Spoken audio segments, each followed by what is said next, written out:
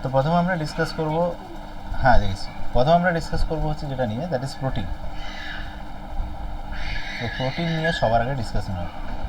আচ্ছা, প্রোটিন জিনিসটা অ্যাকচুয়ালি দেখতে গেলে কি, এটা প্রোটিন জিনিসটা কি? প্রোটিন জিনিসটা হচ্ছে, প্রোটিন বলতে যে জিনিসটা এর মধ্যে রয়েছে সেটা হচ্ছে নাইট্রোজেন বা ইনটু। ঠিক আছে, এটা সবার আগে মাথায় রাখতে হবে যে প্রোটিন কখনো নাইট্রোজেন ছাড়া হতে পারে না।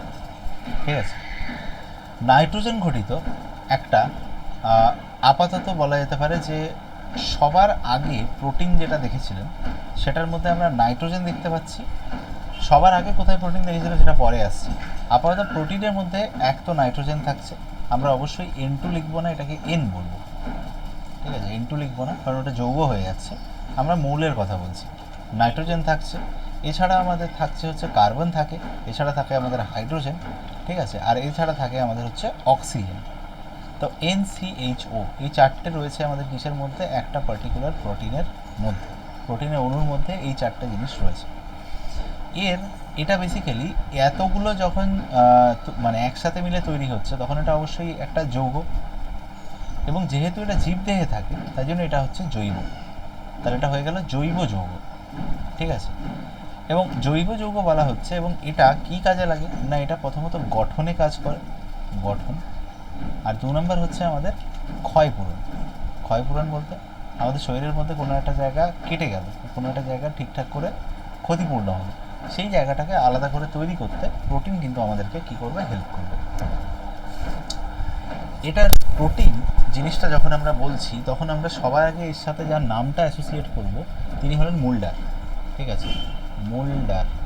এই মোল্ডার সবার আগে কবে, অলমোস্ট বহুকাল আগে 1838 সালটা, সেই সময় প্রোটিনের বাকি তিনটে উনি ধরতে পারেননি। উনি কোন জিনিসটাকে ধরতে পেরেছিলেন, সেটা হলো উনি ধরতে পেরেছিলেন এখানে নাইট্রোজেনটাকে।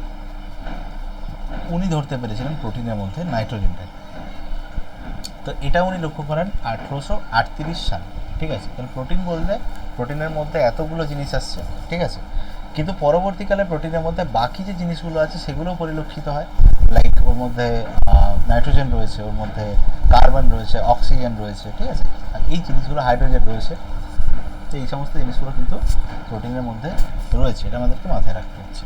ওকে, নেক্সট, প্রোটিন আমাদের দেহকোষের প্রধান উপাদান। কী বললাম, প্রোটিন হচ্ছে দেহকোষের প্রধান উপাদান। তার মানে আমাদের দেহের মধ্যে যে কোষ রয়েছে বা সেল রয়েছে এর মেন যে কম্পোনেন্টটা সেটা কিন্তু প্রোটিন। ঠিক আছে, এর প্রধান কম্পোনেন্টটা কিন্তু প্রোটিন।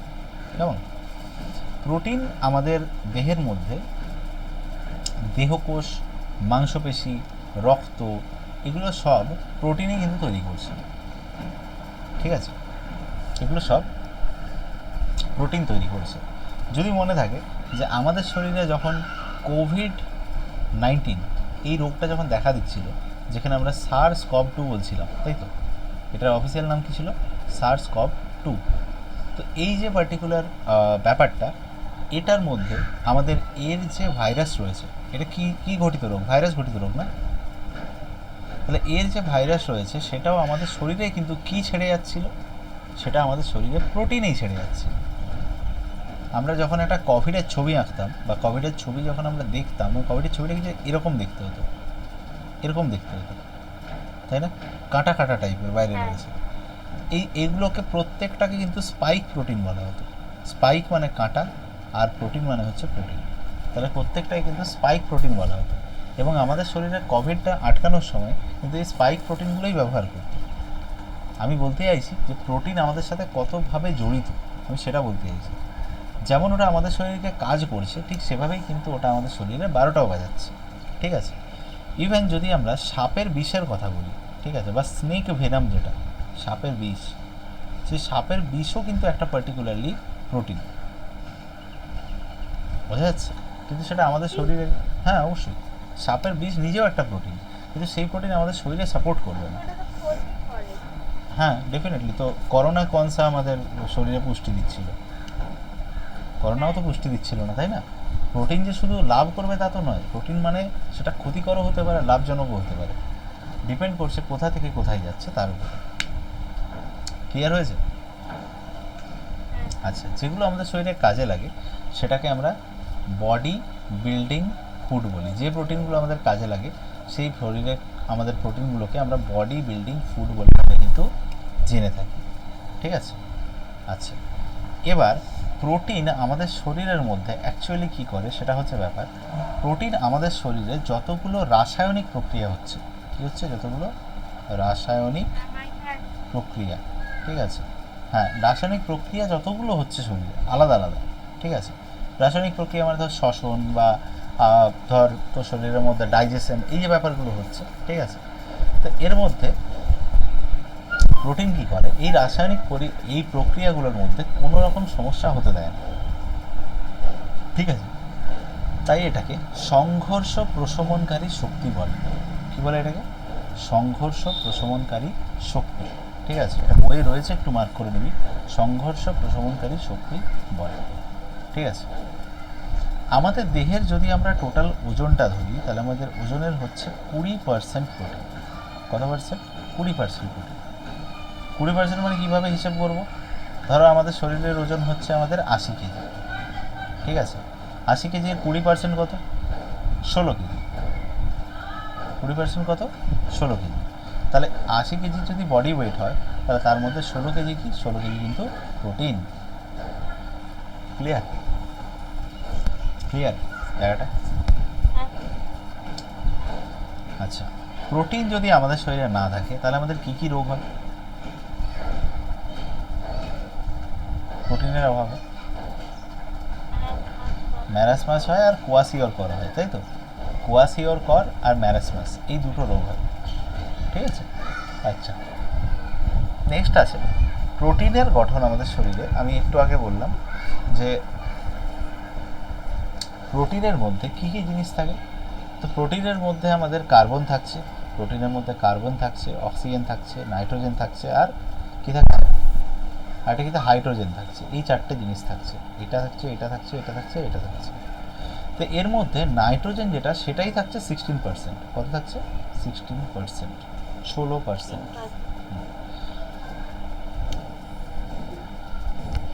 কিছু কিছু এমন প্রোটিন আছে যেগুলোর মধ্যে আমরা কিন্তু কী পাই? সালফার পাই। এটা জাস্ট জেনে রাখতে হবে যে প্রোটিনের মধ্যে কিন্তু সালফারও থাকতে পারে, বাট সেই সালফার প্রত্যেকটাতে থাকবে এমন কোনো মাথার দিব্যি কিন্তু নেই, ঠিক আছে। আচ্ছা, এবার প্রোটিনকে যদি আমরা ছোট ছোট অংশে ভাঙি তাহলে সেক্ষেত্রে বা প্রোটিন যখন আমাদের শরীরে যাচ্ছে তখন সেটা কী তৈরি করছে? আনসার হচ্ছে স্যার অ্যামাইনো অ্যাসিড। কী তৈরি করছে? Amino acid. আচ্ছা, এবার এই যে অ্যামাইনো অ্যাসিড, এটা অ্যামাইনো অ্যাসিড কী করছে? অ্যামাইনো অ্যাসিড মাথায় রাখবি, অ্যামাইনো অ্যাসিডে দুটো জিনিস থাকে। কী কী থাকে? দুটো জিনিস থাকে, একটা হয় অম্লধর্মী,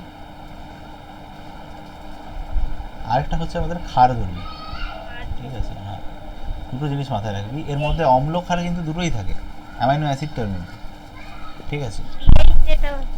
হ্যাঁ, কি কার্বক্সিল যেটা থাকে, ওই কার্বক্সিলটা হচ্ছে অম্লধর্মী। কার্বক্সিল, এই কার্বক্সিল যেটা সেটা হচ্ছে আমাদের কি? অম্লধর্মী। আর আরেকটা হচ্ছে অ্যামিনো, অ্যামিনোটা হচ্ছে আমাদের ক্ষারধর্মী। একটা অম্লধর্মী, একটা ক্ষারধর্মী। অ্যামিলোমূলক যেটা মানে অ্যামিনো যেটা, সেটাকে আমরা কি বলছি? সেটাকে আমরা বলছি NH2, NH2, ঠিক আছে। আচ্ছা, এখানে প্রসঙ্গত বলে রাখি, অ্যামোনিয়া যেটা কিন্তু নাইট্রোজেন দিয়ে তৈরি হয় সেটা কিন্তু NH3, সেটা একটা যৌগ, কিন্তু এখানে আমরা অ্যামিনোমূলক একটা জাস্ট সংগঠনের ব্যাপার বলছি, যেটা হচ্ছে NH2। সেখানে যদি আমরা কার্বক্সিলের কথা বলি তো সেটা হচ্ছে COOH। কী বললাম? COOH, কু, ঠিক আছে। বল।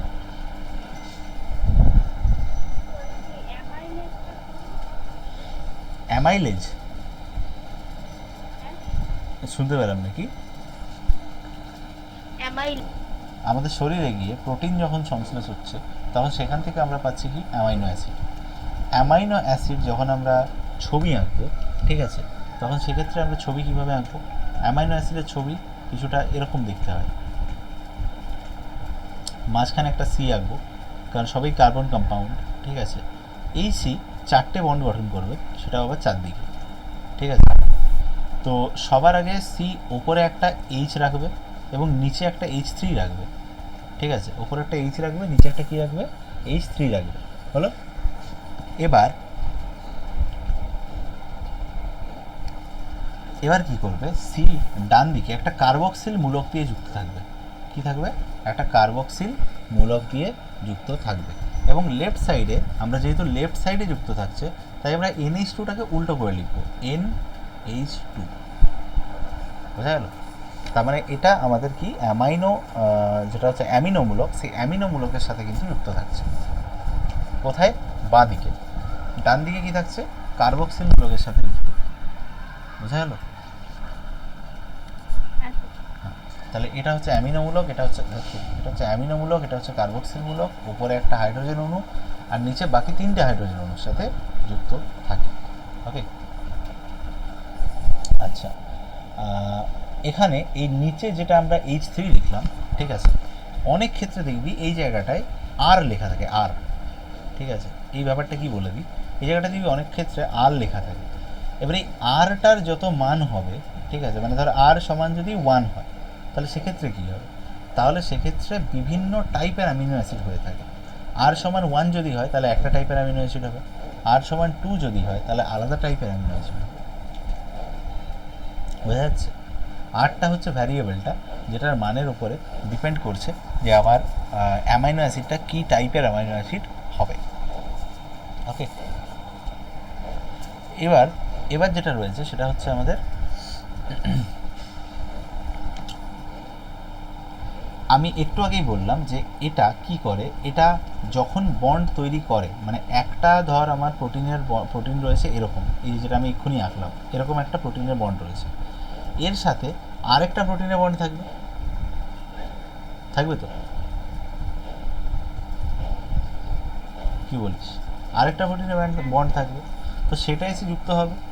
যুক্ত হওয়ার জন্য দেখ, এখানে যেটা ডান দিকে রয়েছে এর সাথে প্রোটিনের বাঁ দিকে যেটা রয়েছে সেটা যুক্ত হবে। মানে ধর আরেকটা রয়েছে একইভাবে, ঠিক আছে, এক মিনিট, আরেকটা রয়েছে ধর একইভাবে আঁকছি আমি এখানে, ধর এটা আরেকটা প্রোটিন, ঠিক আছে, মানে সি রয়েছে এখানে, এরম এরম এরম এরম। এবার বল এই COH এর সাথে কে যুক্ত হবে, COH এর সাথে কে যুক্ত হবে, ভেরি ইজি, সি যাকে যে বাঁ দিকে আছে সে, তাহলে H2N যুক্ত হবে, H2N, ঠিক আছে। একইভাবে একটা যদি আমার ব্লক এদিকে থাকে, তো এখানে H2N এর সাথে কি যুক্ত হবে, অবশ্যই COH যুক্ত হবে, বোঝা যাচ্ছে কি হচ্ছে জিনিসটা, কার সাথে কি যুক্ত হচ্ছে আর কেন হচ্ছে। যুক্ত হওয়ার একটা স্পেশাল কারণ রয়েছে, এদের দুজনের মধ্যে একজন হচ্ছে অম্লধর্মী, একজন ক্ষারধর্মী। কে অম্লধর্মী কে ক্ষারধর্মী, কে অম্লধর্মী কে ক্ষারধর্মী, ইনি অম্ল, হ্যাঁ, আর ইনি হচ্ছেন আমাদের ক্ষারধর্মী। তাহলে এই ক্ষারধর্মীর সাথে অবশ্যই একটা অম্লধর্মী অ্যাড হতে পারে, তাই জন্য এর সাথে এ অ্যাড হচ্ছে। আবার এদিকে যেহেতু এ অম্লধর্মী, তাই এর সাথে একটা ক্ষারধর্মী অ্যাড হতে পারে, এর সাথে এ অ্যাড হচ্ছে, বোঝা গেছে জিনিসটা।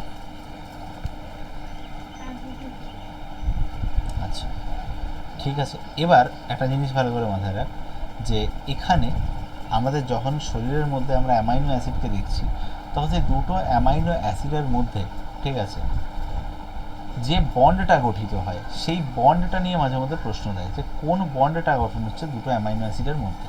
তো কিছুই না, মাথায় রাখবি যেগুলো আমরা একটু আগে দেখেছিলাম, নাইট্রোজেন, হাইড্রোজেন, কার্বন, অক্সিজেন, এই যে বন্ডটা NHCO, এই বন্ডটা তৈরি হয় দুটো অ্যামাইনো অ্যাসিডের মধ্যে, ঠিক আছে। এবং এটাকেই কিন্তু আমরা on the contrary peptide bond বলে থাকি, এটাকেই কিন্তু আমরা on the contrary peptide bond বলে থাকি, ঠিক আছে। আচ্ছা, তো এই যে বন্ডটা, এই বন্ডটাকে আমরা NHCO, CONH যা খুশি লিখতে পারিস, ঠিক আছে। তো এই বন্ডটা থেকে আমরা দেখতে পাই যে এটা পরবর্তীকালে কি করে, এটা যখন গঠিত হয় তখন তখন জল উৎপন্ন করে, মানে H2O। এটা যখন উৎপন্ন হয়, মানে দুটো অ্যামাইনো অ্যাসিড যখন পরস্পরের সাথে বন্ড তৈরি করলো, তখন কিন্তু বাকি প্রোডাক্ট হিসেবে একটা H2O জলের অণু তৈরি করে। বোঝা যাচ্ছে? তো এখানে মাথায় রাখবি যে এই জিনিসটাকে আমি কি বললাম, এই জিনিসটাকে আমি পেপটাইড বন্ধনী বললাম। ঠিক আছে, জিনিসটাকে আমি পেপটাইড বন্ধনী বললাম। এই পুরো জিনিসটা কে বলেছেন? এই পুরো জিনিসটা বলেছেন এমএল ফিশার। এমএল ফিশার, ঠিক আছে, এমএল ফিশার। ওকে,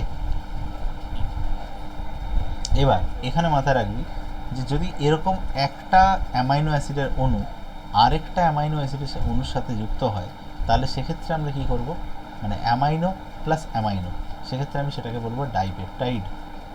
ডাইপেপটাইড, দুটো অ্যামাইনো অ্যাসিড যদি পাশাপাশি যুক্ত হয় তাকে আমরা ডাইপেপটাইড বলবো। ঠিক আছে, আর একটু আগে আমি যে ছবিটা এঁকেছিলাম, যদি বইটা সামনে খোলা থাকে দেখ সেম ছবিটা রয়েছে। ঠিক আছে, তো কোন ছবিটা বলছি, কোন ছবিটা বলছি এখানে আমি বলছি এই ছবিটা, এই যে এই ছবিটা, এই নিচে যে ছবিটা রয়েছে এই ছবিটার কথা বলছি। তো যদি এখানে দেখতে পাচ্ছিস তো সেম ছবিটাতে আঁকা রয়েছে। ঠিক আছে, সেম ছবিটা কীভাবে আঁকা রয়েছে না, এখানে ভালো করে দেখ, এখানে মাঝে দেখ CO আর NH এই দুজনের মধ্যে বন্ধনী গঠন হয়েছে। ঠিক আছে, দুজনের মধ্যে কী হয়েছে, বন্ধনী গঠন হয়েছে। ঠিক আছে, তো এটাকে বলা হবে কি, এটাকে বলা হবে পেপটাইড বন্ধনী। ঠিক আছে, এবং এটা একটা ডাইপেপটাইডের রাসায়নিক গঠন। ওকে, তো ডাইপেপটাইডের রাসায়নিক গঠন এটা, আশা করছি জায়গাটা মাথায় ঢুকে গেছে, বোঝা গেছে নিশ্চয়ই। আচ্ছা, একটা সেকেন্ড দেওয়া, জাস্ট একটা সেকেন্ড, 1 মিনিট।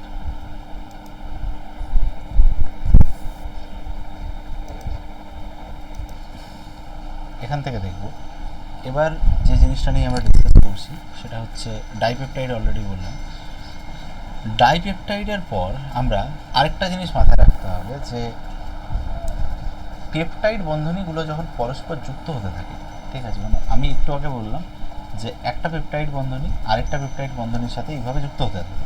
ঠিক আছে, পেপটাইড কাকে বলছি সেটা মাথায় রাখতে হবে, নাহলে কিন্তু কোনোটাই মনে থাকবে না। পেপটাইড কিন্তু এটাকে বলছি, এই জিনিসটাকে। ঠিক আছে, এইভাবে কিন্তু পেপটাইড থেকে ডাইপেপটাইড হলো, ডাইপেপটাইড থেকে এইভাবে পরপর যুক্ত হয়ে ও ট্রাইপেপটাইড হতে পারে, টেট্রা হতে পারে। টেট্রা মানে কি, টেট্রা মানে কিন্তু 4, মাথায় রাখবি, টেট্রা মানে কিন্তু 4, আর ট্রাই মানে হচ্ছে 3। ঠিক আছে, ট্রাই মানে 3, টেট্রা মানে 4। ওকে, তো এইভাবে, হ্যাঁ, তো এইভাবে আলটিমেটলি জুড়ে জুড়ে ও কী করে, লাস্টে পলিপেপটাইড গঠন করে। পলিপেপটাইড এইটা গঠন করে লাস্টে। এই যে পলিপেপটাইড, এখানে পলি কথাটার অর্থ হচ্ছে কি, অনেক। তো অনেকগুলো পেপটাইড যেখানে একসাথে গঠন হচ্ছে সেটাকে আমরা পলিপেপটাইড বলছি। এক একটা পলিপেপটাইডে দেখতে গেলে অনেকগুলো অ্যামাইনো অ্যাসিড একসাথে যুক্ত থাকে। ঠিক আছে, অ্যামিনো অ্যাসিড একসাথে যুক্ত থাকে, অ্যামিনো অ্যাসিড একসাথে যুক্ত থাকে। ঠিক আছে,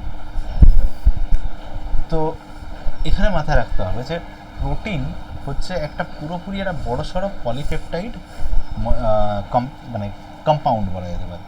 ঠিক আছে, বা প্রোটিন যেটা, এটা হচ্ছে কি, এটা হলো পলিপেপটাইড যৌগ।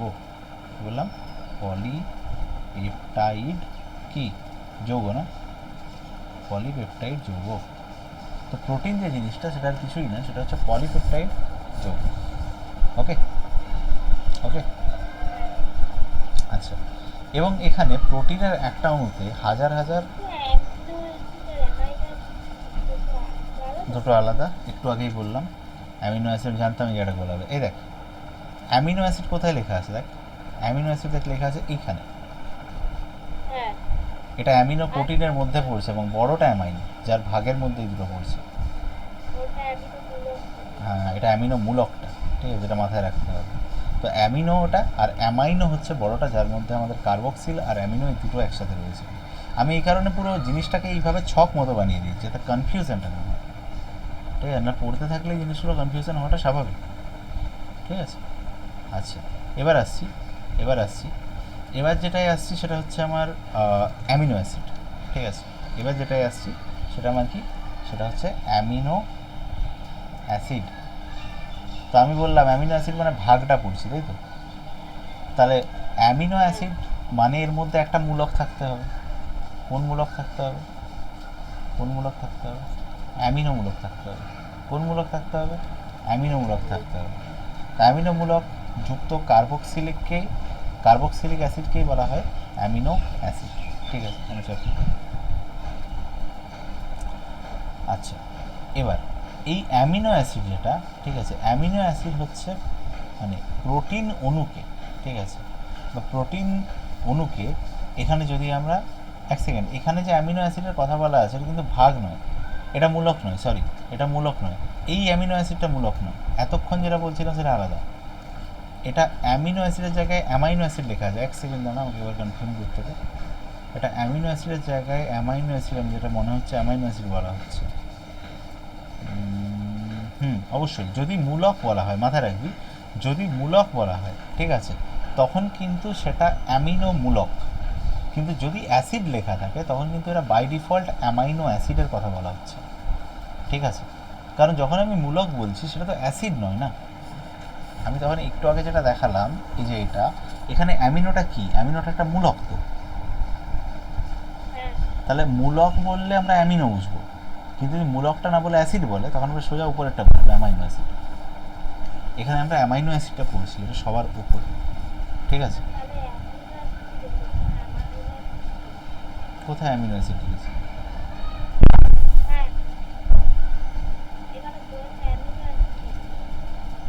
ওটা অ্যামাইনো অ্যাসিড হবে।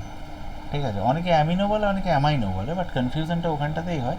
এটা অ্যামাইনো বলা হয়, ঠিক আছে, মানে আপনাদের ক্ষেত্রে এটা অ্যামাইনোই চলে, এখানে অ্যামিনো বলছে, কিছু করার নেই। ও যাই হোক, ইংলিশ থেকে বেঙ্গলিতে আসলে ওটা অ্যামাইনো হচ্ছে বা অ্যামিনো হচ্ছে, যাই হোক, ঠিক আছে, ওটাতে যাচ্ছি না। তো ওটা তুই নিজের মতো করে অ্যামাইনো লিখে নিতে পারিস, অসুবিধা নেই। ঠিক আছে, তো দেখ, তাহলে এর মধ্যে দুটো জিনিস থাকবে। যদি অ্যামাইনো অ্যাসিড হয় এর মধ্যে দুটো জিনিস থাকবে। একটা যেমন আমরা অ্যামিনোমূলক পড়লাম সেটা থাকছে, আরেকটা কি, আরেকটা কার্বক্সিল মূলক থাকছে না, কার্বক্সিল মূলক থাকছে। অ্যামিনোমূলকটা কী ধরবি? ক্ষার ধরবি। কার্বক্সিল মূলকটা কী ধরবি? অম্ল ধরবি। মাথায় থাকবে, মাথায় থাকবে একদম। এবার বৃহৎ আকার প্রোটিন অণুকে, মানে একটা বড় সড়ো প্রোটিনের আমি একটা অণু নিলাম, ঠিক আছে, প্রোটিনের একটা অ্যাটমকে আমি কী করলাম, আমি ওটাকে হাইড্রোলাইসিস করলাম। হাইড্রোলাইসিস মানে জল দিয়ে বিশ্লেষণ করা। যে আগে পড়েছিলাম মনে আছে হাইড্রোলাইসিস, ক্যাথোড অ্যানোড এরকম একটা জায়গায়, এদিকে একটা এদিকে একটা, হ্যাঁ, এখানে ক্যাথোড এখানে অ্যানোড, মনে আছে? হ্যাঁ, এই হচ্ছে ব্যাপার। তো এই যে জায়গাটা, এটা আমাদের মাথায় রাখতে হবে। আচ্ছা, তো এখানে এটা মাথায় রাখতে হবে যে ক্যাথোড এবং অ্যানোডের মাধ্যমে যদি এটাকে জল বিশ্লিষ্ট করা হয় তবেই কিন্তু আমরা অ্যামিনো অ্যাসিডটা পাই, বা অ্যামাইনো অ্যাসিডটা কিন্তু তখনই আমরা পাই। ঠিক আছে, অ্যাসিডটা পাচ্ছি। আচ্ছা, এবার এটার জন্য প্রোটিনের মানে বিল্ডিং ব্লক অফ প্রোটিন বলা হয়। কী বলা হয়? Building block of protein. প্রোটিনের বিল্ডিং ব্লক বলা হয় কাকে? অবশ্যই আমাদের অ্যামিনো অ্যাসিডকে বা অ্যামাইনো অ্যাসিডকে প্রোটিনের বিল্ডিং ব্লক বলা হয়। ঠিক আছে, ক্লিয়ার? এটাকে প্রোটিনের বিল্ডিং ব্লক বলা হচ্ছে, মানে প্রোটিন এই জিনিসটা দিয়ে গঠন হচ্ছে। ঠিক আছে, প্রোটিন এই জিনিসটা দিয়ে গঠন হচ্ছে। ওকে না? এবার নেক্সট যাচ্ছি, যেখানে বলা হচ্ছে অত্যাবশ্যকীয় অ্যামাইনো অ্যাসিড। অত্যাবশ্যকীয় মানে এখানে দুটো ভাগ অবশ্যই রয়েছে। ঠিক আছে, যেখানে অত্যাবশ্যকীয় অনাবশ্যক দুটো ভাগ রয়েছে অবশ্যই, তো সেই ভাগটা এবার দেখব। তো অ্যামাইনো অ্যাসিডের একে আমরা দুটো ভাগে ভাগ করছি। একটা বলছি কি অত্যাবশ্যক, একটা বলছি কি, একটা বলছি আমরা অনাবশ্যক।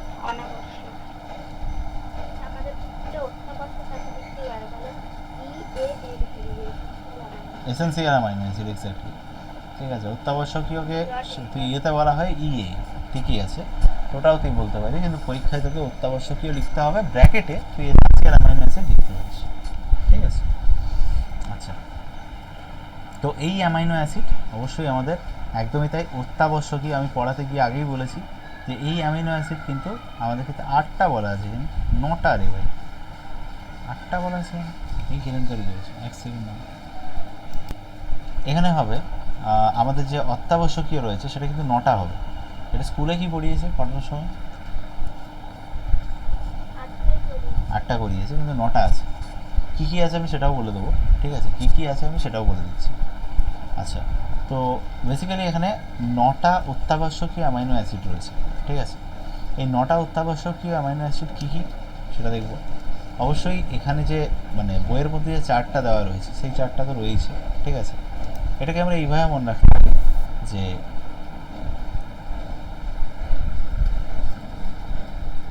এক সেকেন্ড না, এটাকে আমরা এভাবে মনে রাখতে পারি যে অত্যাবশ্যকীয়টা বলছি, ঠিক আছে? এটাকে আমরা এভাবে মনে রাখতে পারি এইচ, তারপর একটা আই, ঠিক আছে? এইচ আই, তারপরটা হচ্ছে এল স্কোয়ার মানে L2, ঠিক আছে? তারপরে কি, তারপরে ধরো আমি বললাম হচ্ছে এম মিথানাইন আছে, তাহলে এম, ঠিক আছে? তারপরে কি আছে, তারপরে আমাদের ফিনাইন আছে, তাহলে পি, তারপরে আমাদের হয়ে যাচ্ছে টি স্কোয়ার আর ভি, টি স্কোয়ার আর ভি। তাহলে এটা কি দাঁড়ালো, এটা কি দাঁড়ালো, মানে আমার এই নেমোনিক্সটা কি দাঁড়ালো এখানে? নেমোনিক্সটা দাঁড়ালো হচ্ছে H I L square M P T square V. কী বললাম? H I L square M P T square V. মনে থাকবে?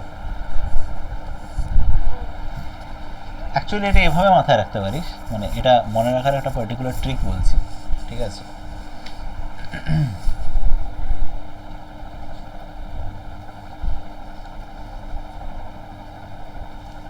এটা এভাবে মনে রাখতে পারিস, হিল মেগা পার্কে টিভি। কি বললাম? হিল, ওকে, মেগা পার্ক এ, এটা এখানে ধরবো না, ঠিক আছে? টিভি, এখানে টিভিটা টি স্কোয়ার ভি মাথায় রাখবি, আর কিছু এখানে কিন্তু মনে না রাখলেও চলবে। পুরো ব্যাপারটা কি হলো বেসিক্যালি কিছুই না।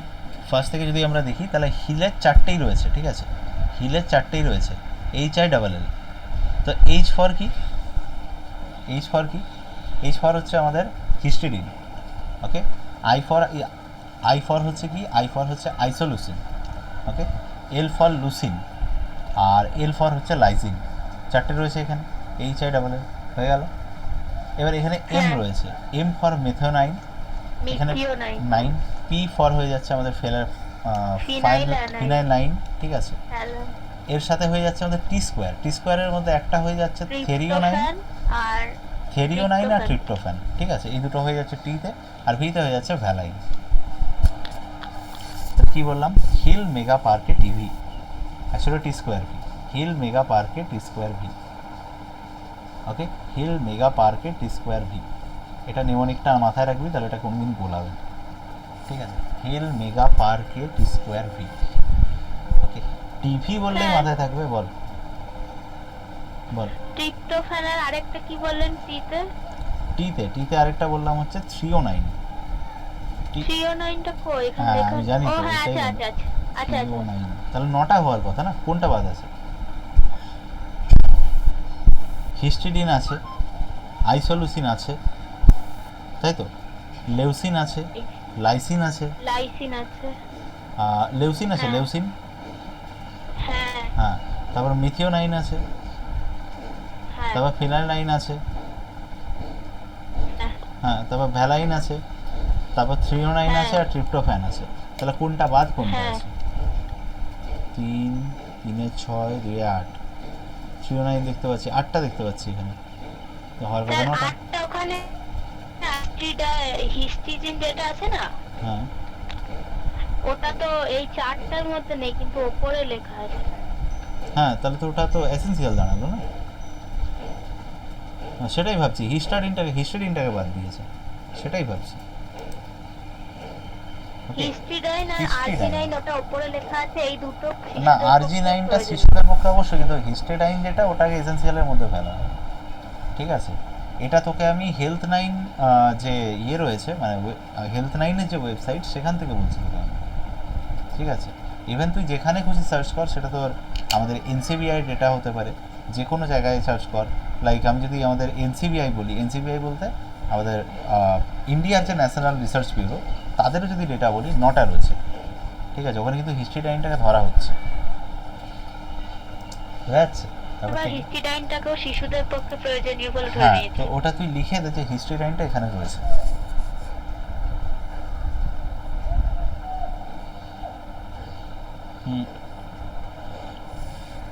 তবেই কিন্তু এই যে নেমোনিকটা রয়েছে এটা কিন্তু তবেই মিলছে, ঠিক আছে, যদি তুই হিস্টিডাইনটাকে ধরিস।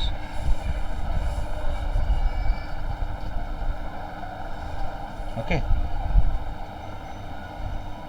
হ্যাঁ ঠিক আছে। আর নেমোনিকটা কি রয়েছে তাহলে? Hill mega park square V. Hill mega park T square V, ঠিক আছে, হিলের চারটেই রয়েছে, মেগা একটা, পার্কে একটা, টি স্কোয়ার ভিতে প্রত্যেকটাতে রয়েছে টোটাল তিনটে। তাহলে হয়ে গেল হিল মেগা পার্কে টি স্কোয়ার ভি। এটা হয়ে গেল আমাদের অত্যাবশ্যকীয় অ্যামাইনো অ্যাসিড, ঠিক আছে। এর সাথে অনাবশ্যক অ্যামাইনো অ্যাসিড রয়েছে, যার মধ্যে আমাদের আচ্ছা অত্যাবশ্যকীয় অ্যামাইনো অ্যাসিড হচ্ছে এটা, যেগুলো আমাদের দেহের মধ্যে তৈরি বা সংশ্লেষিত কোনোটাই হয় না, কিন্তু আমাদের খাদ্যের মধ্যে দরকার, নাহলে আমরা ডুবে যাবো সোজা হিসেবে, ঠিক আছে।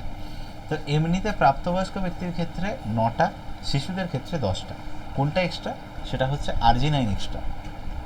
শিশুদের ক্ষেত্রে একটা এক্সট্রা, সেটা হচ্ছে আরজি9, ঠিক আছে। এখানে তো শিশুদের ক্ষেত্রে দুটো দেখিয়ে দিয়েছে, কিন্তু শিশুদের ক্ষেত্রে একটা এক্সট্রা, এটা হচ্ছে আরজি9। অবশ্যই সেখানে আমাদের এটাও এক্সট্রা, এইচটা, বাট এইচটা বয়স্কদের ক্ষেত্রেও দরকার, ঠিক আছে, লাইক হিস্টোরিন যেটা, ওটা বয়স্কদের ক্ষেত্রেও দরকার। এখানে কিন্তু 9টা হচ্ছে, ঠিক আছে, অফিসিয়াল ডেটা 9টা বলছে। ওকে, ক্লিয়ার। নেক্সট আছে অনাবশ্যক অ্যামাইনো অ্যাসিড।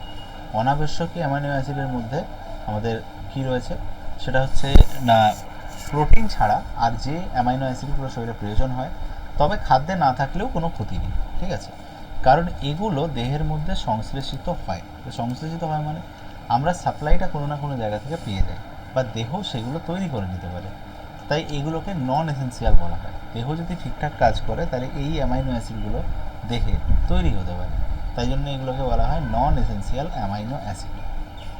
এক্সাম্পল হিসেবে অনেকগুলো রয়েছে, কোনোটাই মনে রাখার প্রয়োজন নেই, ঠিক আছে, আর জাস্ট নামগুলো একবার দেখে যাবি ভালো করে, ঠিক আছে। যেমন আরজি9 এর হিস্টোরিন কোনোটাই যেখানে মনে রয়েছে, রাখার দরকার নেই। কোনোটাই বেসিক্যালি পড়ে রাখার দরকার নেই, বাট হ্যাঁ এরকম না হয় যে জিজ্ঞেস করলো গ্লুটামিনটা কী, তবে সেক্ষেত্রে মাথায় যেন না আসছে যে কী সেটা, এটা যেন না হয়, ঠিক আছে। কোশ্চেনটা আছে অ্যামাইনো অ্যাসিড এসেন্সিয়াল যেটা, সেটাকে নিয়ে, ঠিক আছে, বা অত্যাবশ্যকীয়টাকে নিয়ে প্রশ্ন করে, অনাবশ্যকটাকে নিয়ে প্রশ্ন করে না, ঠিক আছে। বাট যদি প্রশ্ন আসে এমন যেন না হয় যে যেটা বুঝতেই পারছি না যে এটা কোথা থেকে আছে, ঠিক আছে। যেমন অ্যাসপার্টিক অ্যাসিড, এটা প্রশ্ন মাঝে মধ্যে জিজ্ঞেস করে। এদিকে হিস্টোডাইনটা মাঝে মধ্যে জিজ্ঞেস করে, হিস্টোডাইন বলছি সরি, কী যেন নাম বললাম এক্ষুনি, গ্লুটামাইন মাঝে মধ্যে জিজ্ঞেস করে, ঠিক আছে। এইগুলো কিন্তু মাঝে মাঝে জিজ্ঞেস করে, আবারও বলছি, ঠিক আছে। আচ্ছা, এই অবধি ক্লিয়ার হয়েছে? এই অবধি ক্লিয়ার হয়েছে?